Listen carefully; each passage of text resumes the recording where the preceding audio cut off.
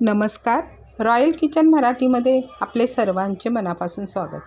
आज आपण पोहे कसे बनवायची ही रेसिपी पाहणार आहोत. ही रेसिपी अगदी नवीन नाही आहे. सर्वांच्या घरामध्ये अगदी छानपैकी वेगवेगळ्या पद्धतीने पोहे केले जातात. तरी पण पोह्यामध्ये 3-4 टिप्स आपण फॉलो केल्या की अगदी मऊसर आणि टेस्टी हा पोह्यांचा नाश्ता तयार होतो. तर आपण रेसिपीला सुरुवात करूया.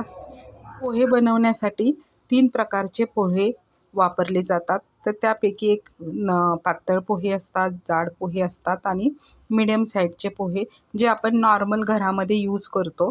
असे पोहे मी 3 वाटी पोहे घेतलेले आहेत. ते चांगले 3 वेळा स्वच्छ धुवून घेतलेले आहेत आणि पूर्ण पाणी निथळून ते 15 मिनटं भिजायला ठेवत आहे, जेणेकरून पोहे अगदी मऊसूत असे होतील. आता गॅसवर मी कढई ठेवलेली आहे लोखंडाची. आता लोखंडाच्या कढईत करण्याचा एवढाच उद्देश आहे की जेणेकरून आपल्या पोटामध्ये लोह थोडंसं जावं, यासाठी मी लोखंडाची कढई ठेवलेली आहेत. त्यामध्येही पोहे अगदी टेस्टी होतात. त्यामध्ये 2 चमचे तेल टाकून 1 चमचा मोहरी टाकलेली आहे. ती चांगली तडतडून द्यायची, नाहीतर कच्ची राहिली की परत पोह्यामध्ये कडवटपणा येतो. त्यानंतर मिरच्या टाकून घेतलेल्या आहेत. मिरच्या कमी जास्त प्रमाणात घ्यायच्या, जसं आपल्याला तिखट हवे त्याप्रमाणे मिरच्या त्यामध्ये टाकून घ्यायच्या आहेत. आणि मिरच्या चांगल्या तळल्या की त्यामध्ये कढीपत्ता टाकून घ्यायचा आहे. कढीपत्ताही छानपैकी परतून घ्यायचा आहे.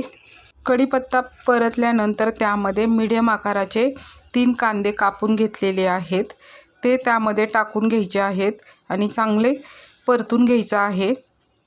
आता कांदा आपल्याला सॉफ्ट करायचा आहे, म्हणजे जास्त त्याचा कच्चा पण गेला पाहिजे इथपर्यंतच कांदे आपल्याला तळून घ्यायचा आहे.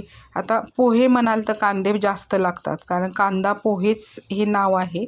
आता ते सॉफ्ट होण्यासाठी आपण पाऊण चमचा मी मीठ टाकून घेतलेले आहे.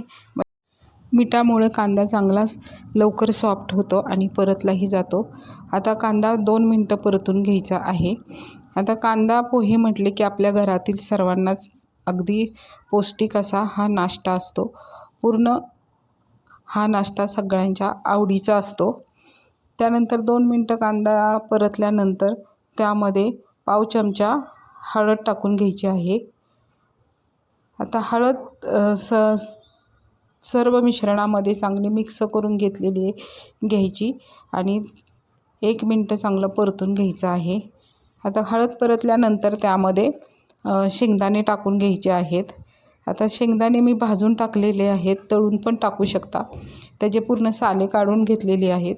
आता इथे हे मिक्स करून चांगला 1 मिनटं परतून घ्यायचं आहे. आता गॅस मी मीडियम फ्लेमवरच ठेवलेला आहे.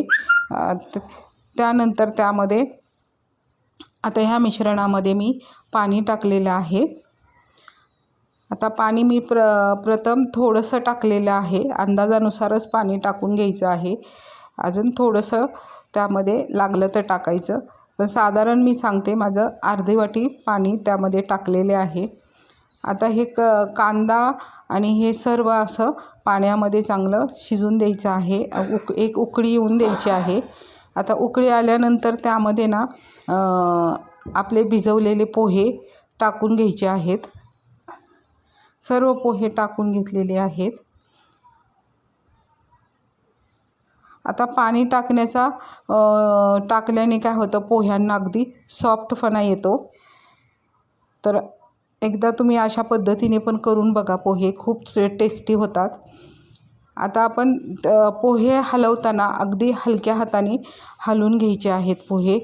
त्याला जोरामध्ये असं हलवायचं नाही, नाहीतर पोहे तुटण्याची शक्यता असते. अगदी हलक्या हाताने अगदी पोहे चांगले मिक्स करून घ्यायचे आहेत. 1-2 मिनटं चांगले हलवून घ्यायचे आहेत पोहे.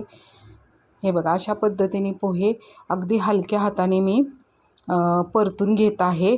कुठेही पोह्यांना असं जोरात असा स्प्रेस न देता परतत आहे. आता पोह्यामध्ये ना पाव चमचा मी साखर टाकलेली आहे. तुम्ही साखर जेव्हा आपण मिरची वगैरे टाकतो तेव्हा टाकलं तरी चालते, पण मी वरून साखर टाकलेली आहे. आता तेही चांगलं हलक्या हाताने पोहे सहज असे हलवून घ्यायचे आहेत. 1 मिनटं चांगले साखर त्यामध्ये मिक्स करून घ्यायची आहे. त्यानंतर त्यामध्ये 2 मिनटं चांगली वाफ येईपर्यंत त्याच्यावर झाकण ठेवायची. आता 2 मिनटं झालेली आहेत. पोह्याला चांगली वाफ आलेली आहे. हे बघा असे अगदी मऊसूत असे पोहे आपले तयार झालेले आहेत. तुम्ही पण एकदा अशा पद्धतीने करून बघा. खूप छान आणि सुटसुटीत असे पोहे तयार होतात आणि मऊसूत असे पोहे तयार होतात. आता ह्याच्यामध्ये म्हणाल तर टिप्स म्हणजे तुम्ही कांदा छानपैकी भाजला पाहिजे. दुसरी गोष्ट म्हणजे त्याच्यामध्ये थोडंसं पाणी का होईना टाका, म्हणजे पोहे अगदी सुटसुटीत होतात. आणि हलवताना पोहे हलक्या हाताने हलवायचे, असे भरभर जास्त हलवायचे नाहीत, म्हणजे आपले पोहे अगदी मऊसूत आणि सुंदर अशी टेस्टी होतात.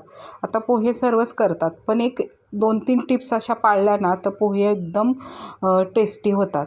त्यानंतर त्याला गार्निश म्हणून आपण कोथिंबीर, सेव किंवा खोबऱ्याचा किस असं टाकून सजवून घ्यायचं, म्हणजे अगदी मस्त असे पोहे टेस्टी होतात. आवडला तर लाईक करा, शेअर करा, सबस्क्राईब